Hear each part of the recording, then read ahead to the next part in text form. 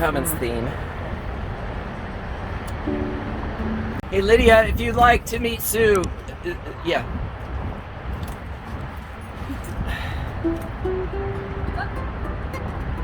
She interviewed me in Lamonte months back, and this is a follow-up. What's new? You want to get into same shit, different day? No. This is exactly how I woke up. Okay, so, gotcha. I would like to take a shower before I do any camera work. Okay, very well. Since I haven't had one in Totally get that. 6 months or something. But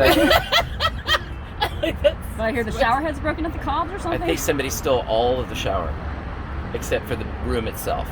What? The heater too? The heater, the shower head, the butane, the propane, the I don't think they stole the water totes, but those are embedded They in might as well Cobb. have. Did they turn on the cistern and empty them out like people do all the time? Yeah, that's been happening. Yeah, no, Cobb has been a little underregulated. It's constant sabotage though. It is Yeah, constant sabotage. it's real sabotage. People shitting in the kitchen sink. That's right. Literally. Shitting in the clinic. That's right. Shitting in the free store.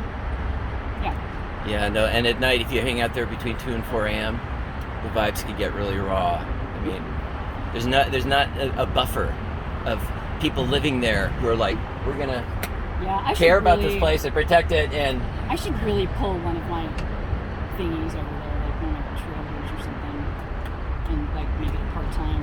maybe so. Maybe you should have 2 places at least. Well, I mean, I'm already staking out some space at Jeremy's new place that's on the other side of Cobb's. Okay. For summer home. Good. And I think that Tony wanted to move to a new compound. He was gonna move there, but Sasha moved there and is having a bunch of people that Tony doesn't trust hang out there. Yep, so yep, now yep. he's not moving over there, I guess. But since Terry is in jail, it's not as urgent, perhaps. Yeah, that is why I was gonna move over there so right now, because I was afraid to fucking sleep in my RV at night. No, we had increased attacks from an arsonist terrorist. It was actually a long-term resident, and his family, he was born here, I heard. Yeah, he's and like he and Pac and Monte and Isha and who else? EP, they're all Panther Cubs. Panther Cubs. So actually EP got like a sizable settlement because of his like Panther Cubness at one point. He did.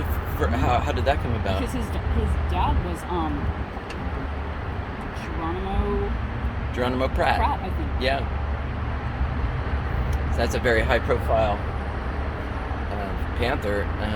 Yeah, and he got I think some millions of dollars for being wrongfully in prison. Oh my God. For many years. Which also led to EP growing up to be a complete piece of shit, but it's horrible. The shattered lives of the Panther elders. We're living with the actual fallout of some of those individuals. That's what it is. But I think and they're still killing Panther Cubs. I mean, they're, annually, beating the shit out of them for no reason. Really? Somebody that we were just talking about said that the cops strangled their brother to death after they had already put him in a wheelchair before that. Yeah. Well, I know Lamonte's younger brother Eric was killed 6 years ago by the police. Oh my God, I didn't know it was under those circumstances. His mom came here, Cynthia, right after he disappeared, on August 1st or something. And it was so poignant that she came here and she hadn't seen him since his brother died from the police 6 years ago. And now his mother is finally coming back to see him.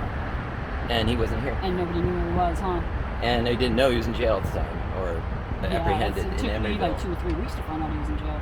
Yeah, we didn't really know because Lamonte before has taken off and not gone to jail, but has his secret hideouts when he needs to chill out. And then he comes back and he reports to everybody exactly what they were doing. Like he has eyes in the sky or something. He can monitor us from secret hideouts. We got friends in low places, cool. All of us. Eyes on the walls in every room around here. Yeah, no, we're totally surveilled. We're in a fishbowl. Yeah, there's no actual privacy. Yeah, there's no actual privacy. It's true, in fact. The NSA has captured every live digital as though signal. your mom's listening is how I live my life. Yeah, that's why I just decided to be an artist and just put it all out. Yeah. Because if you're gonna monitor me, I'd rather like control the content and just be out of the closet with Exactly. whatever it is that I really want to say or do. Anyway, I'd love to rap more with you guys, but I got other shit to do because of these Caltrans assholes. Yeah. So yeah, Caltrans is doing shenanigans over there. So I woke up to them robbing the life preservers off of the cabin boat and putting them in the garbage.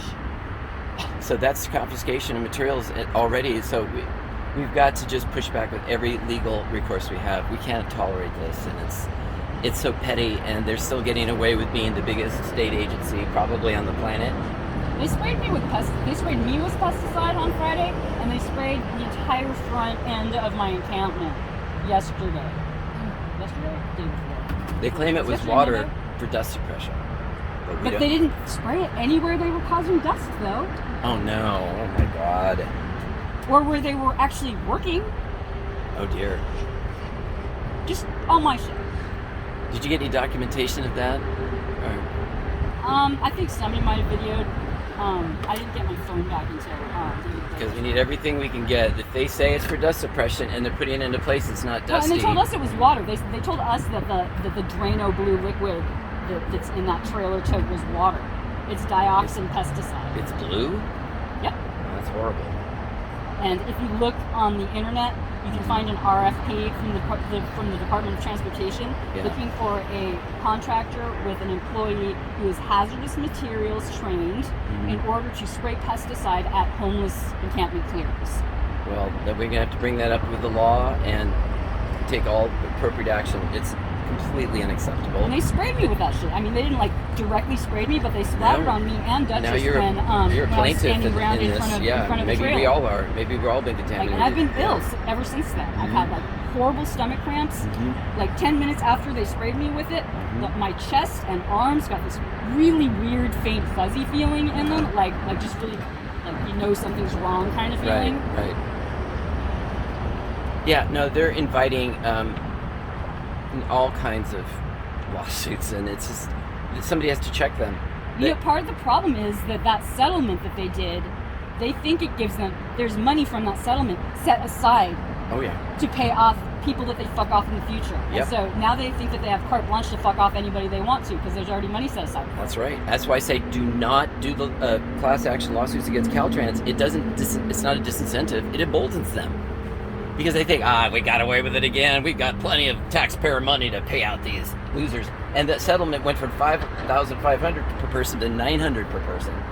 Oh. And you got this little ATM card, and you couldn't get cash at first. That makes me feel a little better that I didn't fucking finish filling out the paperwork. I was like, now I'm an idiot. I advised everybody not to do that because it's a divide and conquer strategy to get some people plus paid. there's a clause in there and that other says people that don't you get can paid. never. Then they're butthurt, and then they're like. But if you accepted that money, there was a clause in there that said you couldn't ever come back on Caltrans. And that's not acceptable. Sorry, it's our land. I mean, the Ohlone land, and we're here. We're allowed to be, I guess, and that's what I've been trying to work through in my process of. Love you guys. Okay, thank you for learning about Sogorea and how to approach us with a respectful and reciprocal. Like, what's the appropriate way to do this? And have any kind of relationship after all this has happened. And I think I told you, just at a personal level, I wanted their blessings and permission to be here, anywhere in the East Bay, but especially here where we're kind of making a stand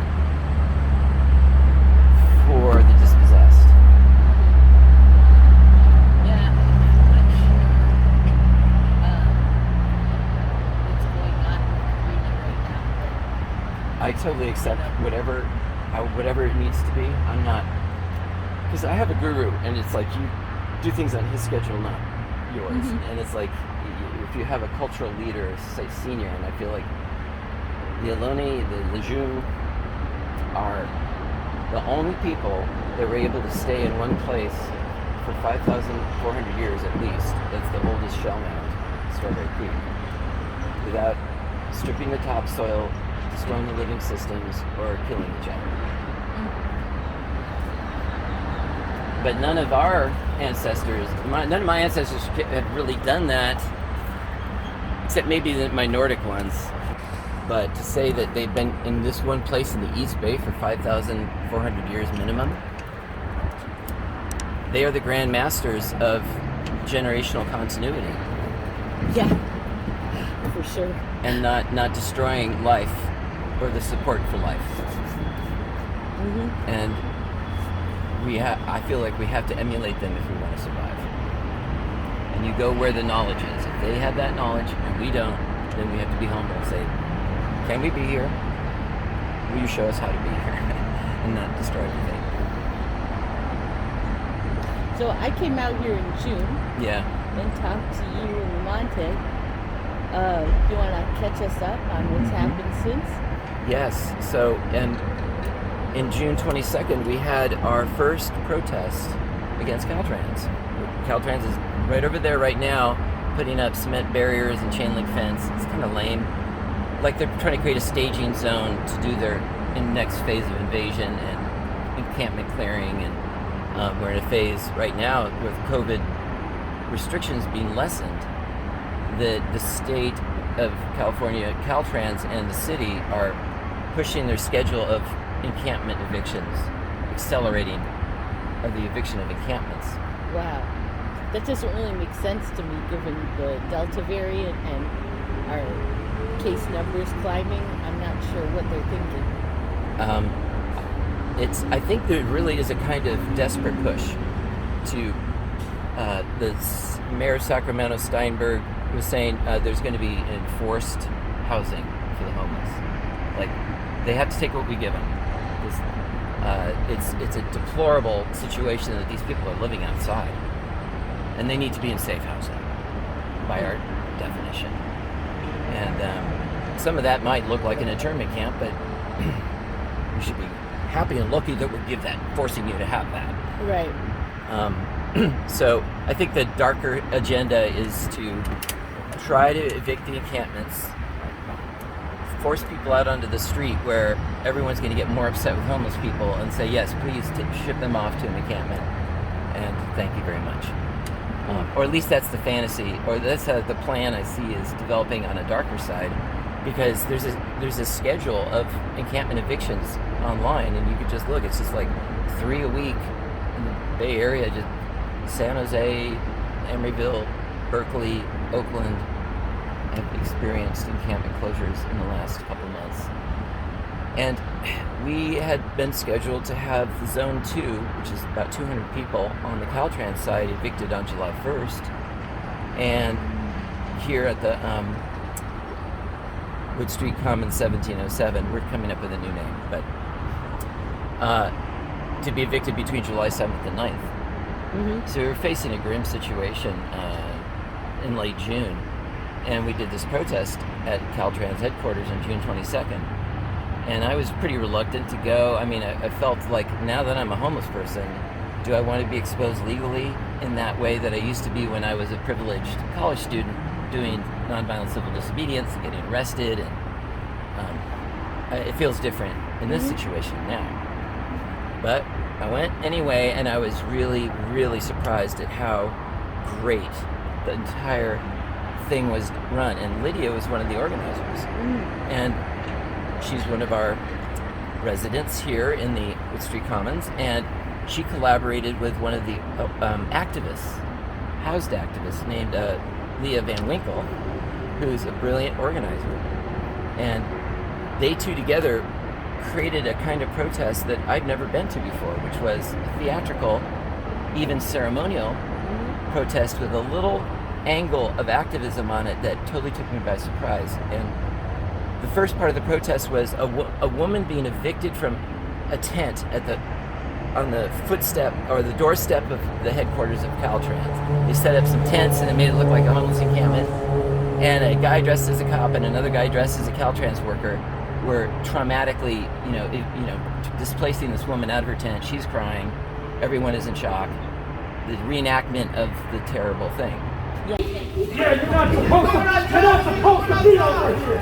Move! Take my stuff! That's my money! Take my stuff! Come on, take this crap out out of here. Get that crap out of here. We're just doing our job. We're just doing our job. We're just doing our job.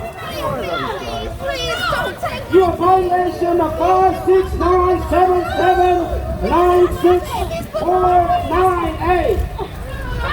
You are not to dwell on the street. So great. I'm so happy to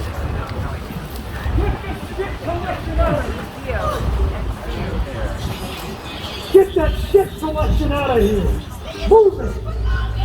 It's trash to me. Get it out. DPW, do your job. Move this stuff out of here. Move! Move! This is Caltrans property.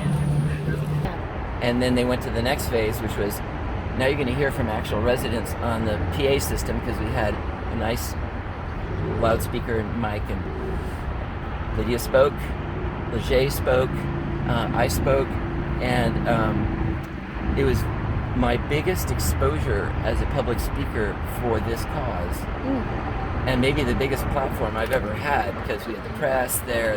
You were there. You remember this whole thing, and I felt at that moment like I've gone over the threshold. Now I put my head out, my neck above the ramparts, and exposing myself to whatever blowback there might be from the powers that be, who don't want this movement to succeed or trying to push us down. Yeah. Not have the homeless people suddenly get uppity. Well, part of why I stick my neck out is because it never really works in the end to make nice with them. It's not like they're ever going to give you whatever it is that you want, so it doesn't make sense to make nice. Well, actually, I have such a strange rebuttal to that, which is that at the same time we did this very successful, more activist, militant type thing, we've also been pursuing a cordiality campaign where we pursue cordial relationships, for example, with Latanda Simmons, who's a city administrator, and at one point the czar of homelessness, or the homeless administrator, on a temporary basis, but that meant she decided which encampments are going to be closed, when, how many people, and so she's the executioner, and she decides the fate of these humans and how they're going to suffer. And she's kind of a brilliant woman, because she came up through the ranks as a city clerk for 17 years in the City of Oakland. She did not come from a privileged background. She's a black woman. And she earned that position through sheer, ability. And if you're the city clerk, everybody comes through you with all their problems, or to get access to all the other powers. And you know where the bodies are buried, every little thing about the mechanics of the city. As I find her kind of a fascinating person, and she surprised us. She was the voice at the other end of the phone at that Zoom conference at Caltrans who said, let's hear them out. And they could have just clicked us off, and we never would have had a voice. And if we hadn't had a voice at that meeting, they might have had their meeting schedule as planned, and the evictions go as planned. Yeah, true. And I felt like it was a pivotal moment in our movement when Latanda said, let's hear them out. So she's got a lot of notches on her belt for all these encampments she's closed. But when presented with this unique situation, she chose that. She didn't have to. She might have gotten in trouble with Caltrans. Like, there's some fractiousness between Oakland and Caltrans, because Caltrans does what it wants. It doesn't care what a city thinks, necessarily, because they got much more land, much more money, and bigger machines, and it's a macho kind of culture, like swagger. And in my experience of them directly, it's like, we don't care what your feelings are, because we don't have to care. So tell me more about this cordiality campaign. So we had the opportunity to invite these people from the city to here and provide a nice environment and have a civil discussion. And all of residents who did that never raised their voice. I mean, didn't get into a righteous, we're right, you're wrong, position. It was just very heartfelt. When we had our July 15th meeting especially, this was the biggest meeting of our lives up to that point because we narrowly dodged eviction on the 7th through the 9th. We did not know what was going to happen. And we were not prepared to do our eviction defense as we thought it should be done, which involves thousands of dollars of investment, hundreds of hours of labor with a lot of volunteer help to actually do what we're planning to do if need be, which is nonviolent but theatrical. Because I was so influenced by this June 22nd rally at Caltrans headquarters. And just to finish that out, so residents spoke on the mic, and it was very intense for me because I'm like, okay, now I'm giving myself to the cause. They are going to see my face speaking these words, and now I'm committed. I can't take that back. Then did the ceremony where we all acknowledged the 4 directions, we acknowledged the ancestors, and we acknowledged honoring the earth. And that blew me away because I'd never done that at a political protest, ever. And it relieved me greatly because I can't just be like angry, righteous. As bad as the things that they've done, the vision we're offering is of like the beloved community. Like, we're already happy. We're always home. No matter what they do to us, we're just going to keep reestablishing the same pattern, which is we'd like to live in a tiny home eco-village with cool amenities like that musical stage right there.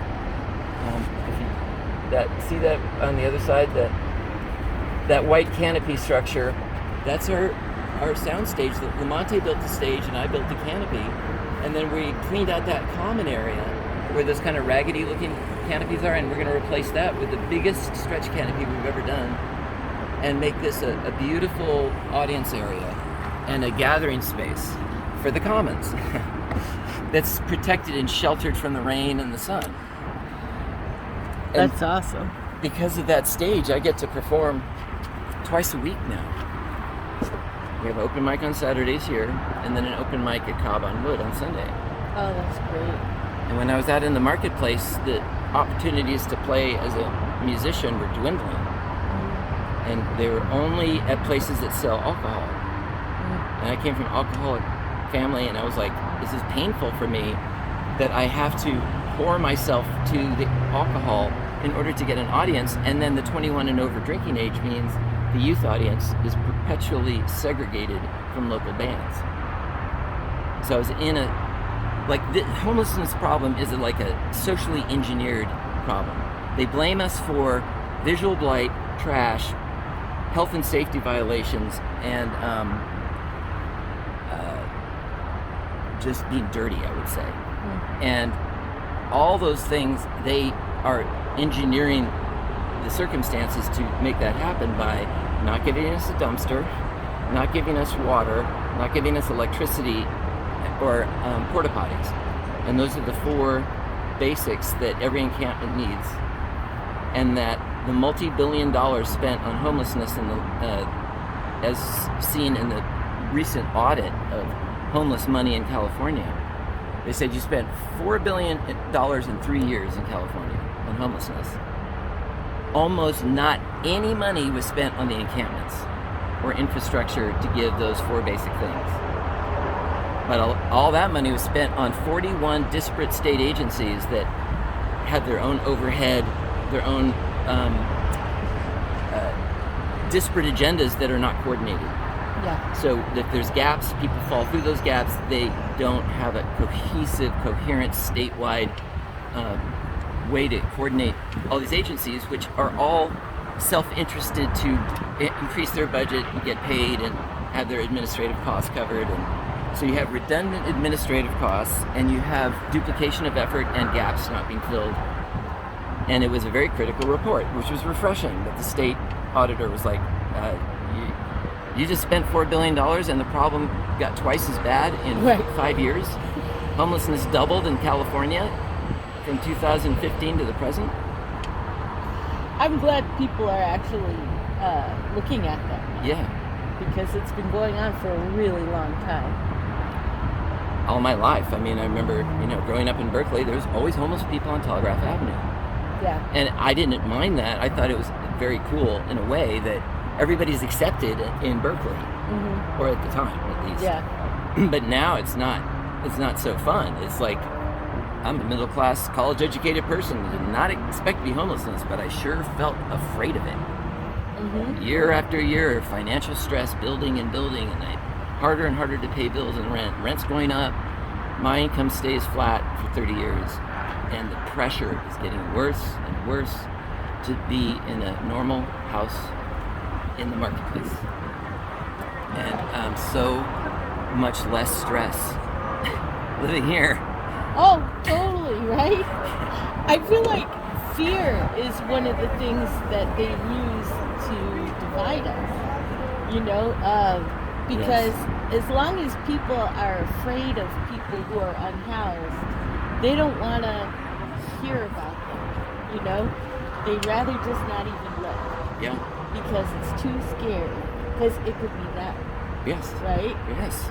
And it's almost a relief to become unhoused, because you've now become that thing that you so feared becoming. Exactly. Right? Yes. And you realize it's not great, but it's not horrible. You know what I mean?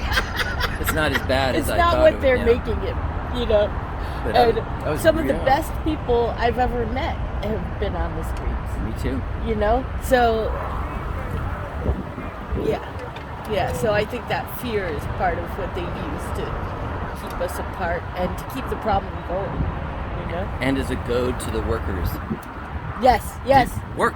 Work a job harder. you don't like. It doesn't matter. Work 3 jobs that you don't like, and fail at being a family man because you don't have time to be with your family, and be under stress all your life. But don't you dare try to be a renegade or buck the system, because otherwise you'll end up like those homeless people. Yes. Those human vermin, trash. The dark aspect of that is just like so much stress and fear. And that was the whole point of our action on June 22nd, right? Like, let's offer support instead of sweeps. That's what they call it when they get rid of homeless encampments. Sweeping away the homeless, making it spick and span. It's like, I mean, come on.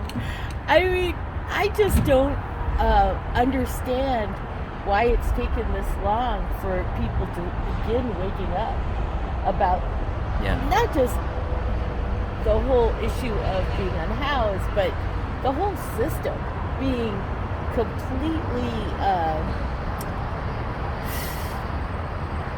doomed to create more suffering, Yes. So and we have more resources in this country than anywhere else. This is absolute nonsense. Right. That people need to live in squalor, Right. I mean, it doesn't make sense at all.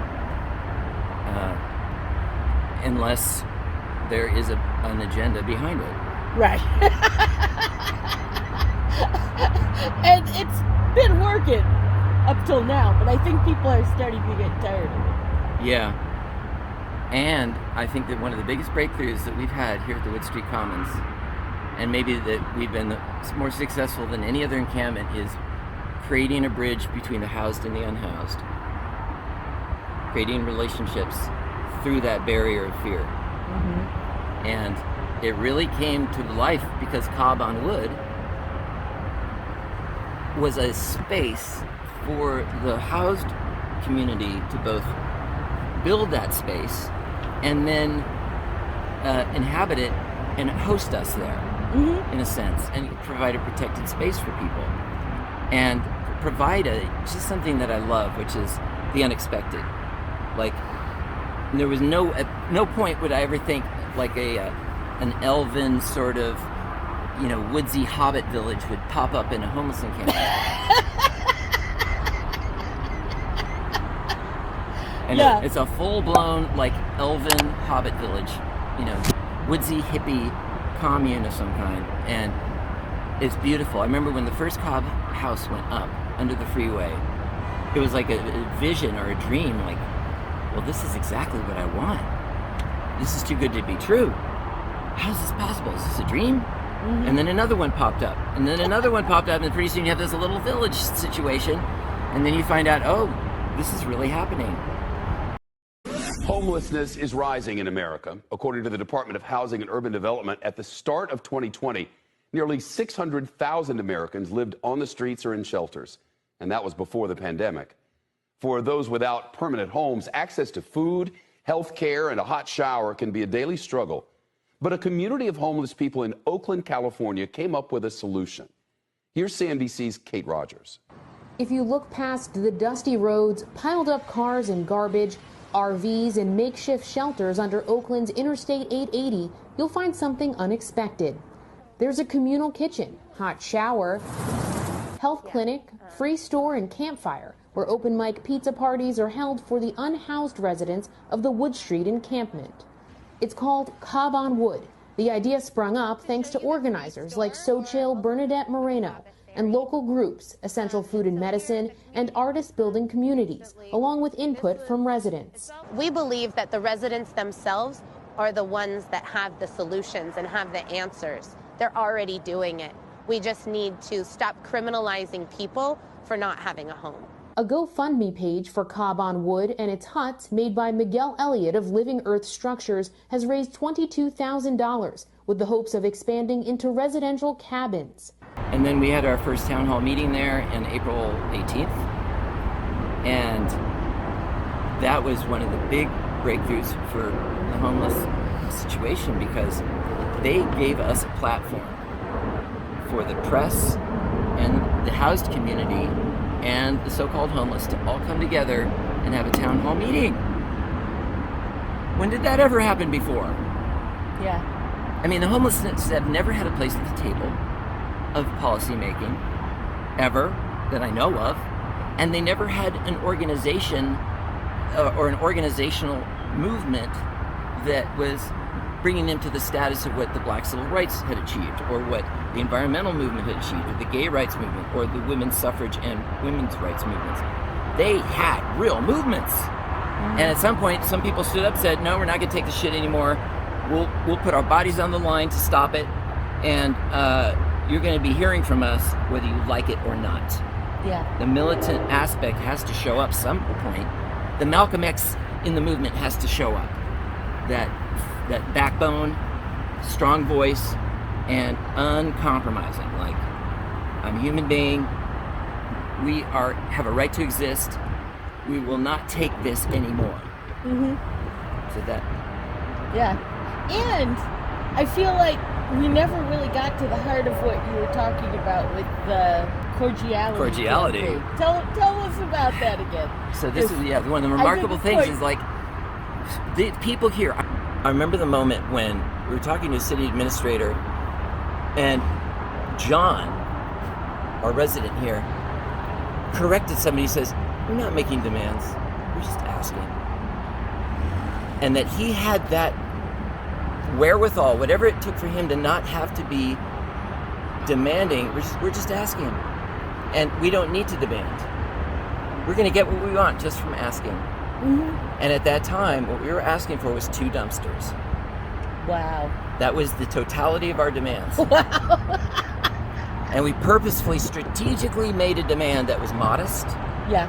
not long-winded or lengthy, as a test. Like, if you, city, when we know that Alameda County has a budget for homelessness in the hundreds of millions of dollars, Oakland has half the homeless people in Alameda County. We should be getting about 200 million here for Oakland. And 200 million, you should be able to cover 2 dumpsters in the biggest encampment in Northern California. And that was a point where Carol Fife, our council person, equivocated and was like, well, it comes for a few hours, then we take it away. And you don't get it again. And we're like, but all the people out there get their trash picked up every week, right? I mean, isn't that understood? Like, if you got the money, and you say we're causing trash, even though the illegal dumping is the majority of that, everybody's calling us trash makers, trash causers, trash attractors, trash magnets. That's it. You homeless are magnetizing trash everywhere. Well, I mean, it goes back to what we were saying earlier. They think we are trash. Then we are trash. So of course, more trash appears. Trash attracts trash. Trash equals trash begets trash. It's a simple law of nature. Exactly. We're using nature's laws to eradicate you. No. So 2 dumpsters, and the fact that they said no was like, see, they can't even do 2 dumpsters. What's wrong with you people? But we still stayed cordial. And that cordiality resulted in a breakthrough, which is that we get a call from Frank Foster, Department of Public Works.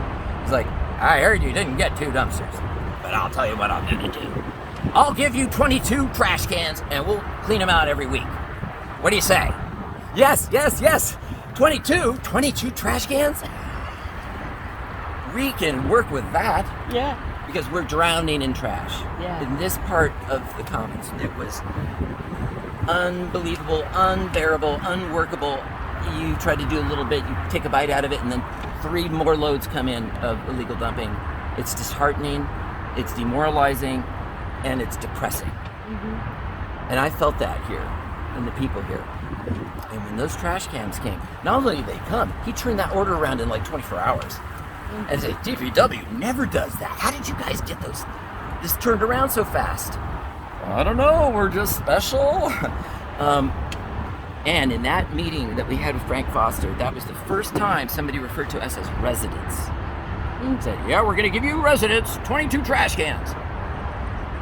He called us residents. We're residents. You're not trash. We're not trash, we're residents. And it means we still got a landlord. Doesn't matter. Well, it does, because we realized this is part of humanization. Right. There's an arc. You start out as a homeless bum, drug addict, most likely. That's the other complaint. Right. But that's gone down the scale. The fires, the visual blight, health and safety. But when he spoke with us and said we're residents, we saw, there's an arc of humanization that happens. You start out as homeless bum, then you graduate to resident. And then if you can go to the next phase, you become steward of the land. And now you own or control the land that you're living on through a land trust. Right. And you don't have a landlord who can evict you. Yes.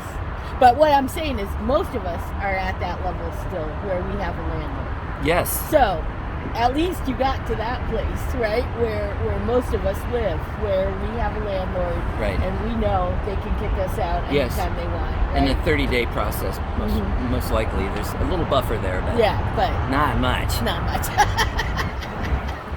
Oh my goodness. But yeah, I mean, ideally we'd all be able to live where we wanted to live, as long as it wasn't impinging on anyone else's space. I mean, there are no other animals that have to pay for a place to live. If you talk to the geese down at Lake Merritt, right.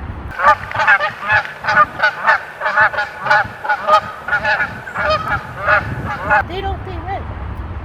Right, and they've got a 3,000-mile territory also. Exactly. I mean, they're like, we're the kings of the sky. Right. You're gonna make me pay rent?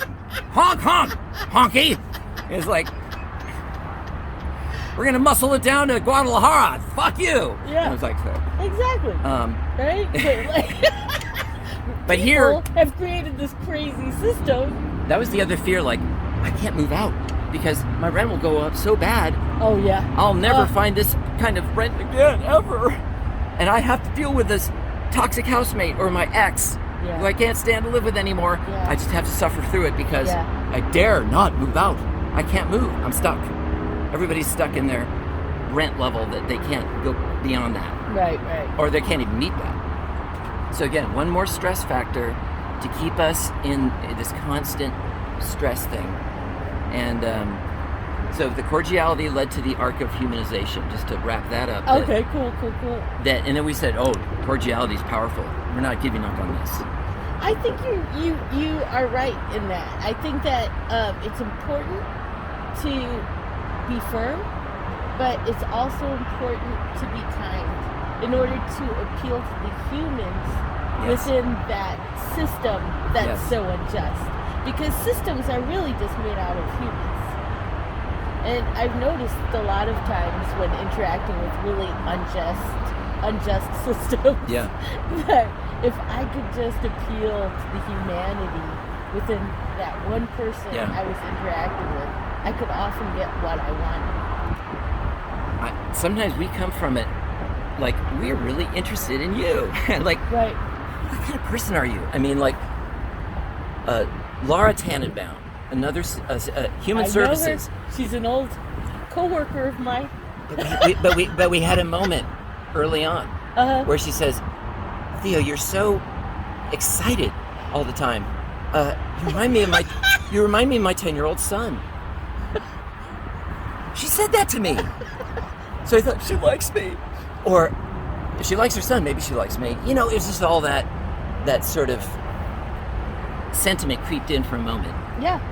And then, but later on, I mean, she's been pretty rigid about, I'm sorry, but all we have to offer you is a temporary stay in a motel if you'll be willing to move out of here.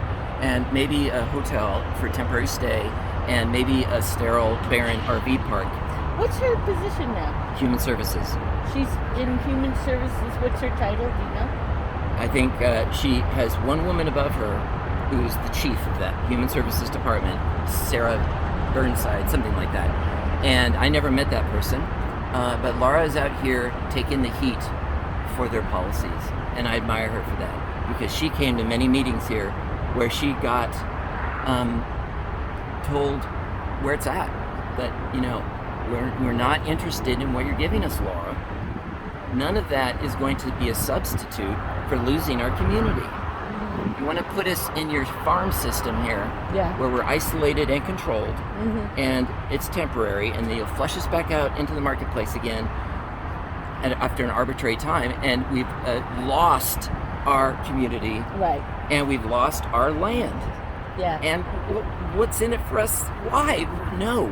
Sorry. Oh, I'm about Laura. I'm actually gonna email her after this because I do know her personally, and who knows? Let's appeal. Keep doing that, because the criticism for Laura, God bless her, is that she is absolutely at the front lines of the homeless industrial complex, because the people that are really ruthless apparently about pursuing encampment closure are the rich neighbors and the human services type people who want to break you out of your encampment and get you into their system where their profit center is, and where they're that's where the money is for them, is to get people in the system. And they'll be controlled, they'll be put in a situation where they're in a box, and they go where we tell them to go. Let's also talk about this whole slew of temporary solutions that the human services and other people in the system want to throw at you. I mean, I don't understand why they think that's going to work. I mean, the rent's just going to be higher 2 years from now. Let's say they house you for 2 years in a little wooden box, right? What's going to happen in 2 years? That's going to be You're going to lose your survival skills. Like, they're going to make you soft and dependent, and then flush you back out on the street at an arbitrary point. Like, get out. We don't care what happens to you. And it just breaks up your community, and it rips you from the land, and it takes away your power. Because when you're together with people on an encampment and you can actually cooperate and have some agreement, suddenly you have a power base, a constituency, a group. Group power. It's demonstrably powerful. When we got organized here in March, Carol Fife was down here within 3 or 4 weeks. Wow. And we'd never heard of a city council person coming to an encampment, not to just flush them out, but to speak with them as constituents. So where do things stand with Carol Fife right now? July 15th was our last big meeting with her. She dropped it. We had Friday meetings with her and the press and the outside community, and Thursday meetings were for the residents only, pretty much, unless by invitation. And then suddenly she said, I can't come to these meetings anymore. Somebody attacked me or my house. She had some kind of blowback from, she thought, who knows? She was never specific enough with us to let us be answerable and say, it wasn't us. We love you. Please come back. And fortunately, she let her assistant, Justin, stay as a liaison between us and the city, which has been incredibly valuable. Justin has been our most consistent contact. We never lost contact with the city because of him. And Latanda. And Latanda is like a ruthless executioner on one hand, but she has this strange foible of humanity occasionally. And like you said, you can appeal to that, especially if you're like really curious about the person, you really want to have a relationship. You just enjoy the relationship aspect. And suddenly they're disarmed in a moment where history could change.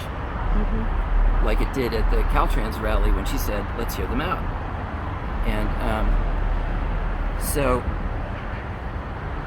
well, we're going to keep doing cordiality, but we're also preparing for eviction defense. And we're planning to do the biggest theatrical eviction happening event in history. If a bulldozer crosses our threshold, or if they come down the street with bulldozers to get us, we're pulling out all the stops of having 2 stages elevated above the fence line with 2 different PAs, multiple generators, multiple solar systems to give us redundant electricity if they try to take out our grid, and multiple water tanks so we could last here for weeks, and systems of getting food in through a zip line. I mean, seriously, like, and I'm giving away some of the secrets here, but at this point, we are much stronger. We just finished building a gate for the main entrance. So it's just wide open. People would race their cars in here, do donuts here, and then there's rip right out again. There's all this kind of road racing on Wood Street, and we're just recently asked the city for speed bumps. But that entrance was a gaping vulnerability in our perimeter defense. But this space actually lends itself to controlled perimeter and a theatrical stage. Because Wood Street is like, everybody comes sweeping by on Wood Street. They're always checking us out. We're always visible. And it's the perfect performance venue to have 2 different sound systems going, with people haranguing the DPW by name, because we got a list of their names. They're friends with us because they gave us the trash cans, and now they're here to muscle us out of here. So the Department of Public Works is like frenemy, friend, enemy, friend, enemy. What's going on with our relationship? I don't understand. I have Stockholm Syndrome. I can't get rid of you. It's like, I'm dependent. You take away my trash and I'll forever love you. So we want to create this kind of constructive theatrical mayhem. Maybe people, topless clowns, people in pixie suits racing around with magic wands saying non sequiturs to the cops. But in a friendly, mischievous way, not in a antagonistic, fists in the air sort of thing. So that, again, they can't predict us with their old playbook. They can't manage or control us through, like, yeah, we'll rile up those punks and make them do something mean to us, and then we'll get it in the trap. You know, so the old playbook is like provocation, saboteur, infiltration, you know, stuff we've actually learned a few things in the last 50 years about how they do stuff. And now we're like, now we can ask, we don't have to demand, and we can have fun. Yeah, I love it. You know, there's a long history of theater and activism, and I learned that in drama therapy school. Really? Yes. Can you tell us a little about that? Another time. Okay. I wanted to wrap it up because I know your time is valuable. Yeah, no, I've got more time if you've got it, because there's a little bit more to say. Tell me more. Tell me more. That we are looking into an audit of this land that was published in June 2020 called ORSA, which is Oakland Redevelopment Successor Agency. Now, this is a very strange story.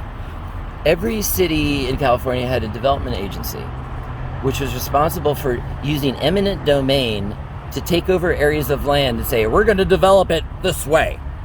So the Coliseum had a development plan, MacArthur Boulevard had a development plan, San Pablo Avenue, all these parts of Oakland. The Oakland Redevelopment Agency was supposed to be responsible for literally taking land through eminent domain and building what they want. And in 2012, Jerry Brown, the governor of the state, by decree, took away all the development agencies in the state of California.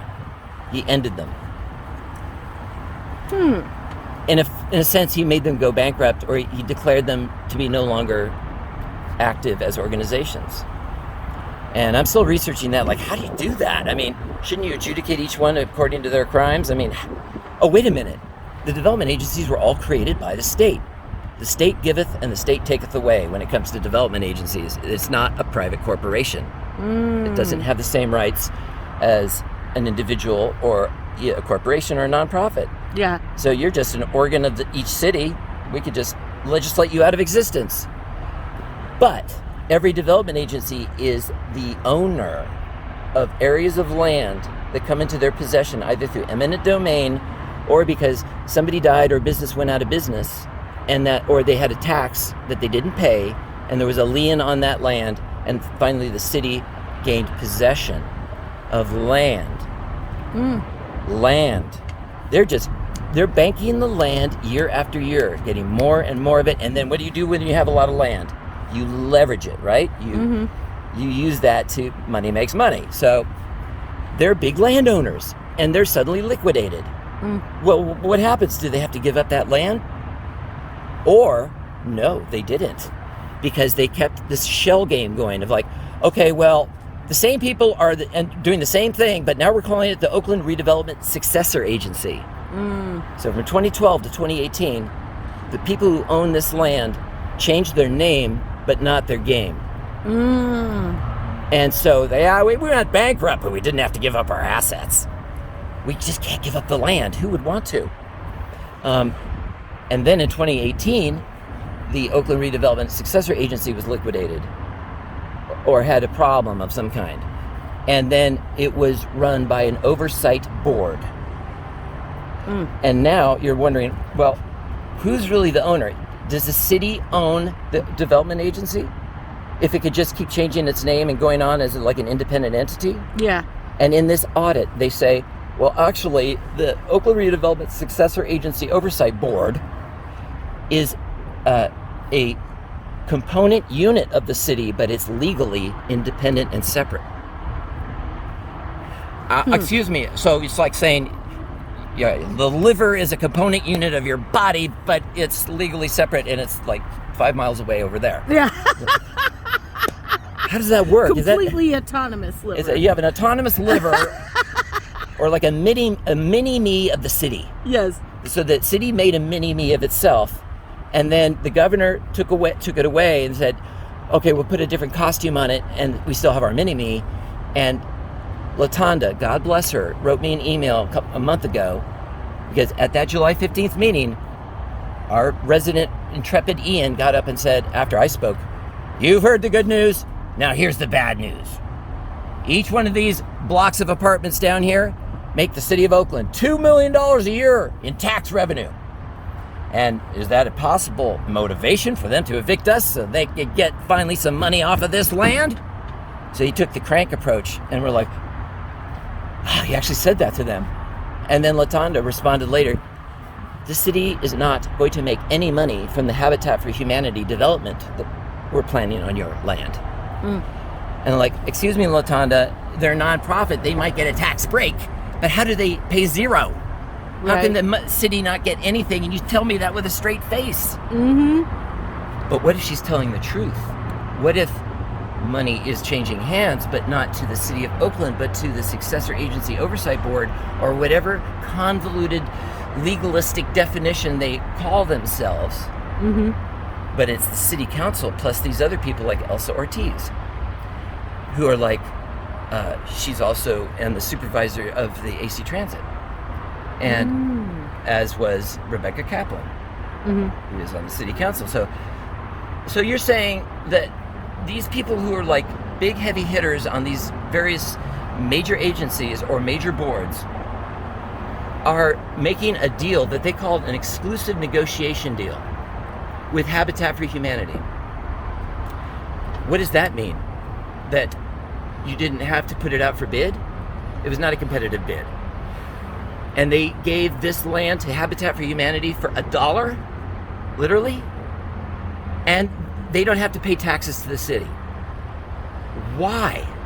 You want to evict us for Habitat for Humanity, which has a scandalous history of making poor people sign contracts that have all these loopholes where they can have their home repossessed. And if you Google search Habitat for Humanity scandals, see for yourself.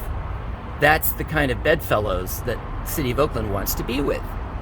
People who like to exploit poor and black people. So they're maintaining that they want to evict you to start this Habitat for Humanity development. Yes, 170 unit apartment building. And if they just did the normal residential houses that Habitat is known for doing, the taxes they would collect would be much less than if they have a big, expensive apartment complex. The tax base for the city is much bigger. But Latanda says, no, city's not getting any taxes or money at all from that deal. Does not compute, does not compute. No, I don't think so. But tell us, what can we do? What could my viewers do to help right now? Viewers, dear listeners, all across the world, there's something you can do right now. Go to woodstreetcommons.com and copy and paste the link to our Google Doc, which is our email campaign to the board of directors of Habitat for Humanity. There's a sample email that you can use in there.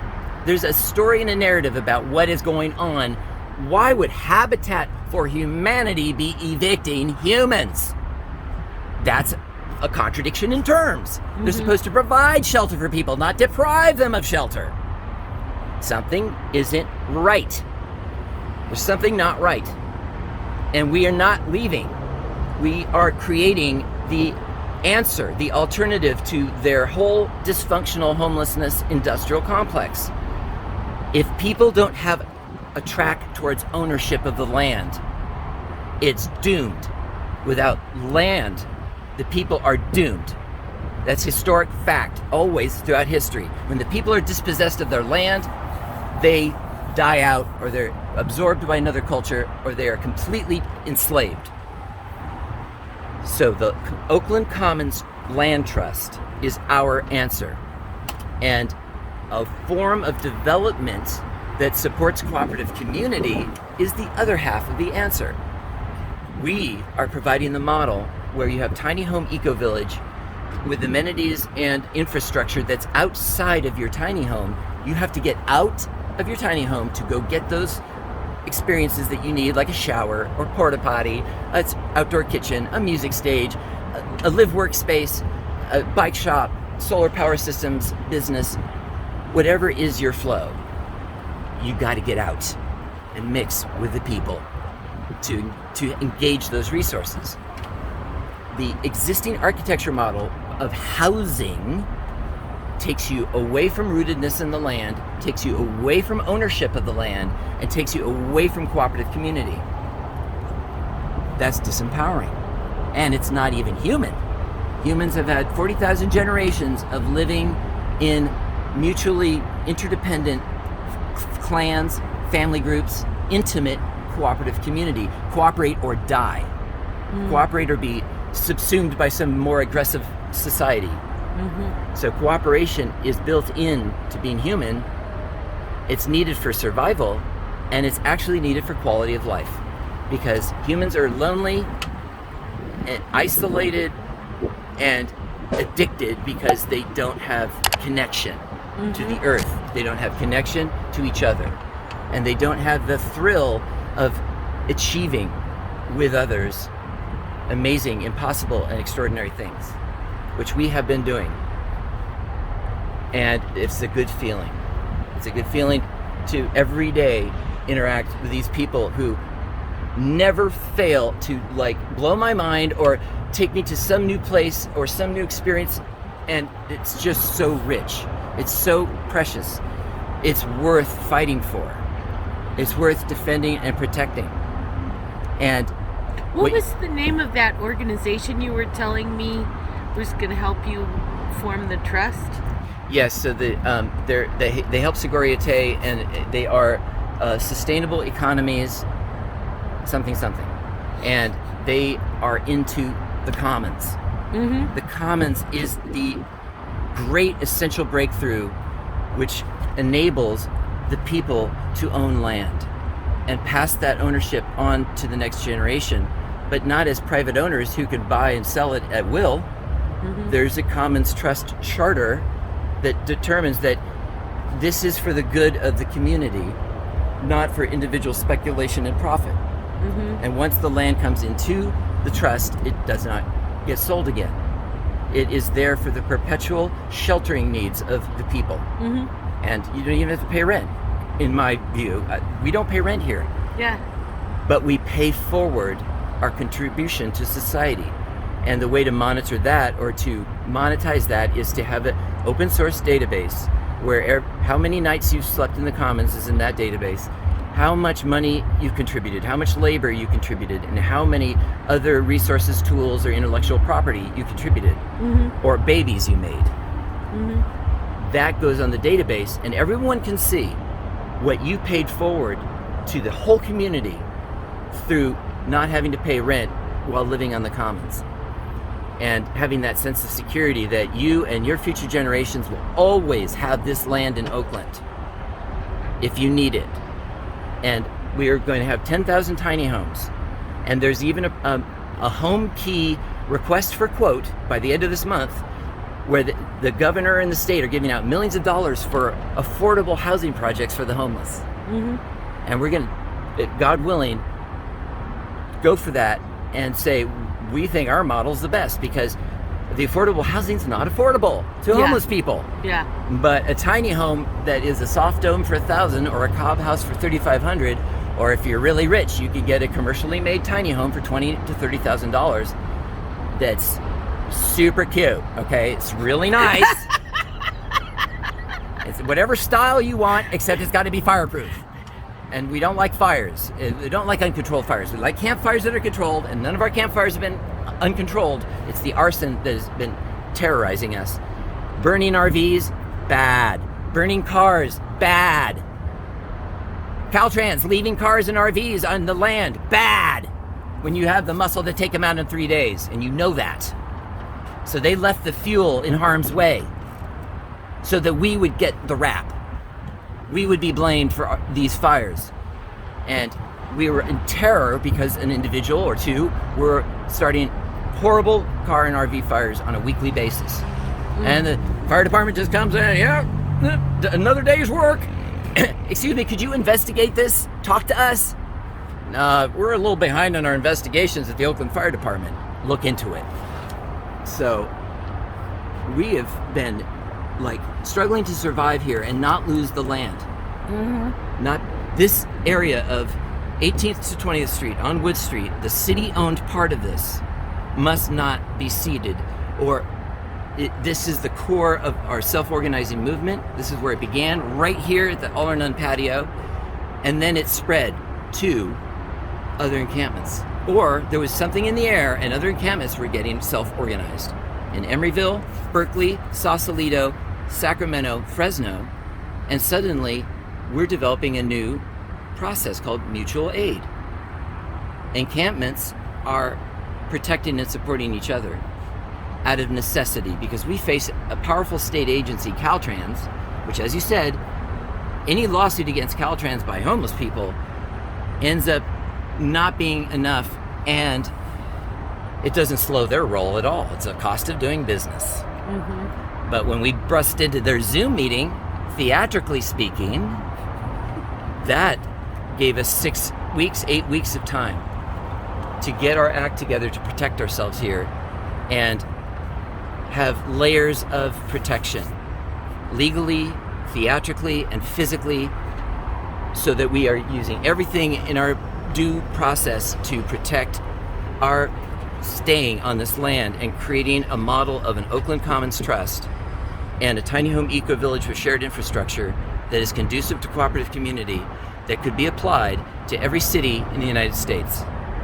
so that you have a track of ownership cooperatively, not as an individual speculator, but as somebody who's willing to cooperate with your community. You would become a stakeholder in the trust. And this is our answer. We have an answer to homelessness. We're living the answer. We're building it day by day. And we're facing eviction right now. So what you can do is get Habitat for Humanity to come up with some other place to do their development, not here. And don't disrupt anybody else's community either. Do it on a land where there are not people living.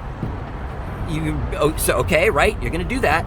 And everybody should write an email from this link at woodstreetcommons.com to Habitat for Humanity Board of Directors, and their emails are all on there. Say what you want, say what you feel, and there's talking points there if you need them.